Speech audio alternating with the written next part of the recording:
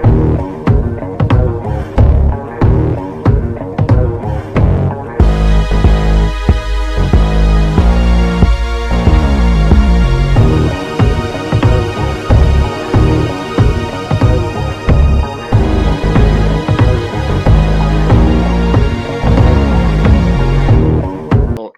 everything that's been going on.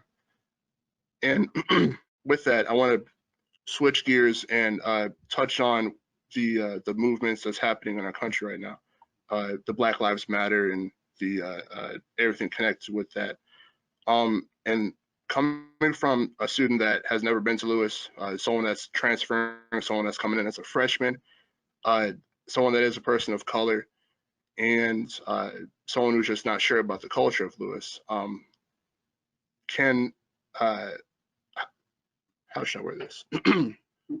How would uh, what would you say to them to assure them that not only as a person of color they could be safe and they could be a student, they could learn and grow on campus? We work really hard in our police department to try to approach public safety from a different perspective than a municipal police department does. You know, my initial career background is in education, so at heart, when you peel back the badge and the uniform, there's a teacher buried under here somewhere. I used to have long hair and an earring and play guitar, and it was a whole different perspective. So that guy is still, you know, pulling the levers back here. And so when we look at public safety and policing at Lewis, we don't look at it from an enforcement perspective. We look at it from more of an intervention perspective. You know, we're trying to, when we come in contact with a student who's in distress or who's behaving in a way that's inconsistent with university behavioral standards or the law or a village ordinance, the mission isn't to develop probable cause so that we can make an arrest. The mission is to figure out what's going on here and what's going on behind the scenes, and how can we engineer an intervention for the student that's going to get him or her back on a pathway towards academic and personal success. And that's a lot different than a lot of municipal police agencies, the way they approach public safety. Our approach is not transactional, it's meant to be transformational. So when we hire people, when we train people, we make it clear to them that that's the mindset here, that you're not coming to a police department where you're going to get a certificate because you made the most arrests, or you're going to get a medal because you wrote the most traffic tickets. No one gets those kinds of awards here. What we look for is the ability to have these transformational interactions with students at critical moments on their developmental journey. So if we get a candidate in the selection process who thinks that's too touchy-feely or warm and fuzzy, then that's not somebody we're going to hire. So we really try to integrate that in our hiring process and our training process, and ultimately it becomes part of our organizational culture that our approach to public safety is different than what you might see in a municipal environment. I can So, attest to that. oh, go ahead. Oh no, I was just saying I can attest to that. Everybody's friendly. Everybody's a good person before the officer part. That's it. Well, and I'll share with you. So, Mike and I have worked together on a couple of different, I'm not going to say projects because they're real life situations. He and I have sat on panel discussions together before, and you know, I still, my heart still hurts for, you know, George Floyd and Elijah McClain, but and others that have fallen since George and Rayshard, and but Mike and I have had an opportunity to connect on panel discussions about the transformation and Black Lives Mattering, right, if you will.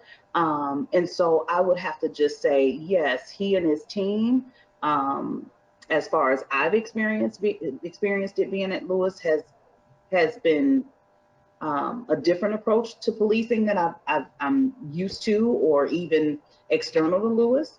And I would say that Lewis is not perfect by any stretch of the imagination, but just based on our mission, right? And an important part of our mission, connected the connectedness of being a sanctified zone. And I don't know if you guys are familiar with what it means for Lewis to be a sanctified zone. But basically the university has made a commitment and has made a statement and has impressed upon our campus community that this statement is real. And basically what it says is that because Lewis is a Catholic institution and it has LaSallian heritage, we treasure every part of our community, especially the human being part, right? And that because you're human, you will be respected on our campus. And then there's, you know, some wording that basically says that we'll acknowledge diversity, we'll acknowledge lives, we'll value diversity, and we will celebrate diversity. So I stand strong on that statement, in addition to working with Mike Zagadlo and his team, and other offices on campus to really bring that statement to life. If you're not familiar with the statement, and you know, sometimes you're not, because there's just a lot of information. Once again, look it up, read it, become familiar with it, and hold us accountable as an institution that makes a statement like this. And so once again, it's on a website. You'll see reference to it across campus as well. But Lewis as a sanctified zone means that we'll respect any and everybody who comes on our campus. And then we have to be open to conversation about why there may be some disarray if somebody feels like they're not welcome because they're a student of color or an employee of color for that matter. That accountability piece that Christy mentioned is really important. Like I want to know, you know, I'm confident in the culture that we've cultivated in our police department, but if something goes wrong, even a little bit, I want to know. You know, if someone feels like they weren't treated fairly or an interaction didn't go well, and that happens from time to time. We'll have a student come in and go, look, I interacted with this police officer last night and I didn't really like the way it felt. You know, maybe it wasn't anything specific. And every time we get something like that, we're going to look into it and we're going to kind of dissect that and go, okay, in the spirit of continuous improvement, where might we have done this a little bit better to make that student feel more comfortable in that situation? Now, sometimes students are behaving in a way where the safety of the community preempts them feeling comfortable, and we have to take uncomfortable actions. We do arrest people. You know, we don't do it a lot, but you know, 2019 we made 14 arrests, so around about a rate of 1 a month. We don't make a lot of arrests, but there are some times where that best intervention that I talked about earlier is to put a criminal charge on someone. So most of the time we're looking to approach in that intervention sense, in that developmental sense. But at any point in that process, if things don't feel right, if something isn't right, we want to know about it.